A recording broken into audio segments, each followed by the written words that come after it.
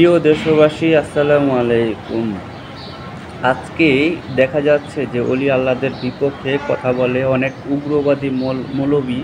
তারা কি করে অলি আল্লাহদের বিপক্ষে কাজ করে, বিপক্ষে কথাবার্তা বলে এবং মানুষকে হেদায়েতের পথ থেকে মানে গুমরাহি পথে নিয়ে যাওয়ার চেষ্টা করে, যেন মানুষ অলি আল্লাহর প্রতি ধাবিত যাতে না হয়, সেই চেষ্টা তারা চালিয়ে যাচ্ছে এই মোল্লা এক শ্রেণী আলেম সমাজ। হ্যাঁ, দেখুন যে আজকে খাজা বাবাকে নিয়ে যারা ভুয়া বলতেছে, যে দেখুন খাজা বাবার আপনি অবদানগুলি শুধু দেখুন। খাজা বাবা মাইনুদ্দিন চিশতি তিনি ভারতবর্ষে অখণ্ড ভারতে 92 লক্ষ মুসলমান করেছেন।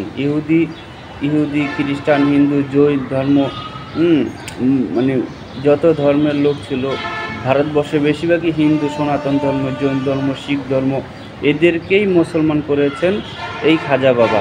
আজকে সেই খাজা বাবার এত বড় অবদান থাকার পরও এই এক ধরনের মৌলবাদীরা তারা বলে যাচ্ছে যে খাজা বাবা নাকি ভুয়া, অলি আল্লাহ নাকি ভুয়া, এরকম সংবাদ তারা মানুষের কাছে পৌঁছাচ্ছে।